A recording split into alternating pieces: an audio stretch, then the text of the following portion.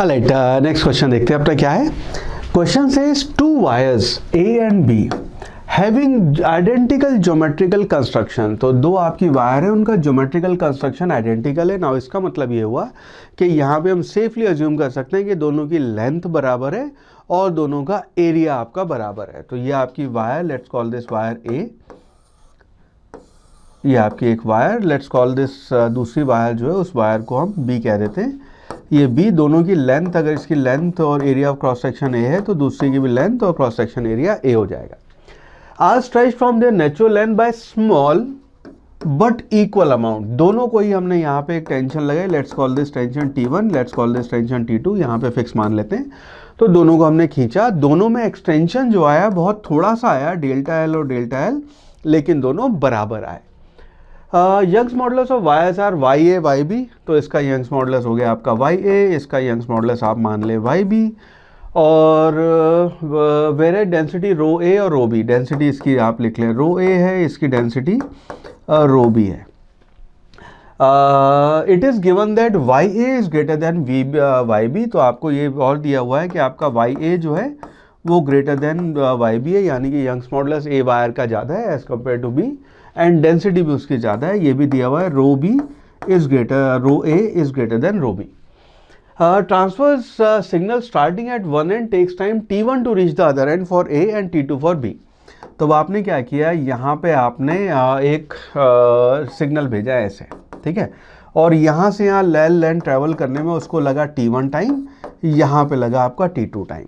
ना अब अपना सवाल ये है, हमें अब ये कंपेयर करना है कि T1 is less than T2, या फिर दोनों बराबर, या फिर T1 is greater then T2, या फिर information is insufficient to find the relation between T1 and T2। Now इस सिनेरियो में ऐसे देखना कि आपका टाइम जो है, इसको यहाँ लिख लेते हैं, अपना टाइम जो है that will be equal to total distance travel, मान लीजिए आपका L है, तो आपका L डिवाइडेड बाय वेलोसिटी। अब क्योंकि टाइम को आपकी लेंथ दोनों की सेम है, तो टाइम का कंपैरिजन आपका वेलोसिटी का इन्वर्स कंपैरिजन हो जाएगा। तो अगर यहाँ पे हम लिखेंगे, मान लीजिए हम लिख रहे हैं, अच्छा वेलोसिटी अगर आपकी रस्सी है जो कि natural length equal line fixed both and है, तो इस वाले केस में आपकी अगर वेलोसिटी को, जो आपकी स्पीड होती है उसको हम लिखते हैं this will be equal to under root of T by mu, और म्यू हो गया आपका मास पर यूनिट लेंथ और T आपकी टेंशन हो गई। तो इस सिनेरियो में T1 T2 का अगर हम रेशो लिखने लगे, सो let us say we are writing T1 divided by T2, और इसको यूज कर लेते हैं T1 divided by T2, L आपका कैंसिल हो जाएगा, so this will be equal to V2 divided by V1। इसको रेशो के सवाल से करेंगे, जो चीज़ें आपकी सेम आ रही है उनको साथ के साथ कैंसिल करते चले जाएंगे। Now this will be equal to V2 by V1, inversely proportional हो गया। V2 बाय V1 है, उसको आप लिखेंगे T बाय म्यू। तो यानी कि ये हो गया आपका वेलोसिटी जो है वो आपके टेंशन के डायरेक्टली प्रोपोर्शनल और आपकी म्यू के इन्वर्सली प्रोपोर्शनल। तो this will be equal to T2 divided by T1 multiplied by, ये हो गया आपका μ1 डिवाइडेड बाय μ2। ये आपकी इसकी वैल्यू आ गई। नाउ इस सिनेरियो में यहाँ पे देखना कि आपको जो दिया हुआ है कि यंग्स मॉडुलस आपका ज़्यादा है और डेंसिटी एक ही यंग्स मॉडुलस और डेंसिटी ज़्यादा दी हुई है अपने को। अब यंग्स मॉडुलस कहाँ से लेके आए, उसके लिए हम इलास्टिसिटी के चैप्टर में जो हमने पढ़ा है उसको इस्तेमाल करेंगे। हमने लिखा था y will be equal to stress divided by strain. तो स्ट्रेस हो जाएगा आपका T divided by A, T आपकी टेंशन, A उसका area, divided by delta L by L। तो इसके बेसिस पर हम कह सकते हैं कि tension will be equal to, ये आ जाएगा आपका y, अच्छा इसको आप और लिख सकते हैं T आपके नोट्स के लिए T बाय A और L बाय डेल्टा L हो जाएगा ना। और टेंशन के लिए आप इसको लिख सकते हैं y multiplied by A delta L divided by L, ये आपकी टेंशन की वैल्यू हो जाएगी ना। इस सिनेरियो में क्योंकि एरिया दोनों का सेम है, डेल्टा L बाय L दोनों का सेम है, तो इसको हम यहाँ पे क्योंकि रेशो का सवाल कर रहे हैं तो टेंशन को रेशो डायरेक्ट आप यंग्स मॉडुलस का रेशो लिख सकते हैं।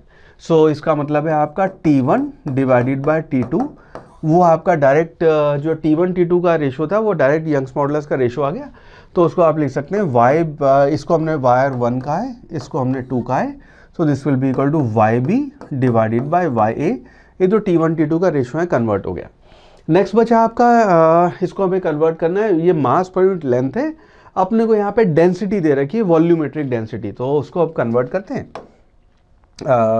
Let's use white colour. हाँ, तो इसको हम यहाँ पे ऐसे लिख सकते हैं, ये एरिया यूज़ कर लेते हैं। आपका म्यू जो है म्यू को आप लिखेंगे मास पर यूनिट लेंथ, तो ये हो गया आपका मास पर यूनिट लेंथ, और मास को हम यहाँ पे लिख सकते हैं this will be equal to आपकी density multiplied by volume divided by length. Now volume क्योंकि आपकी यहाँ पे लेटेस्ट से आपकी जो सिलेंड्रिकल वायर है मान लो, या फिर आपकी क्यूबॉइड वाली वायर है, तो वॉल्यूम को आप लिखेंगे लेंथ मल्टीप्लाइड बाय एरिया, तो यानी कि मास पर यूनिट लेंथ है वो आपका हो जाएगा डेंसिटी मल्टीप्लाइड बाय वॉल्यूम हो गया AL divided by L, L will get cancel, तो this will be equal to rho A। Now इस सिनेरियो में क्योंकि दोनों का आपका एरिया सेम है, तो म्यू को आप रिप्लेस कर देंगे, रेशो का सवाल कर रहे हैं तो म्यू को आप डायरेक्टली डेंसिटी से रिप्लेस कर सकते हैं। सो म्यू जो है आपका ऊपर म्यू 1 था, इसका म्यू 1 है, सो इसको आप लिख देंगे multiplied by mu A divided by mu B, ये आपका रेशो हो गया।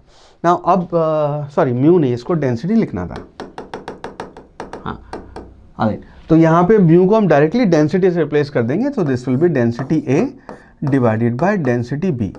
नाउ जो गिवन डेटा है उसमें अपने को दिया है कि यंग्स मॉडुलस A का ज़्यादा है, तो ये उसके बेस पे ये डिनोमिनेटर ज़्यादा हो गया, ये आपका कम हो गया।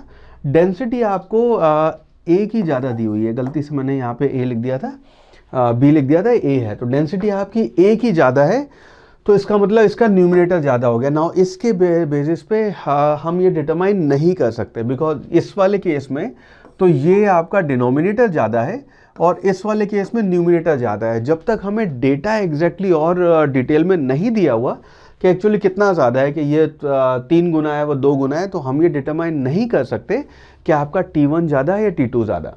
तो अपने पास फोर्थ ऑप्शन जो है इंफॉर्मेशन इज़ इनसफिशिएंट, बिकॉज आपका T1 T2 का रेशो है वो information is insufficient to figure out उन दोनों के बीच में क्या रिलेशन होगा। That means option 4 would be the most appropriate choice.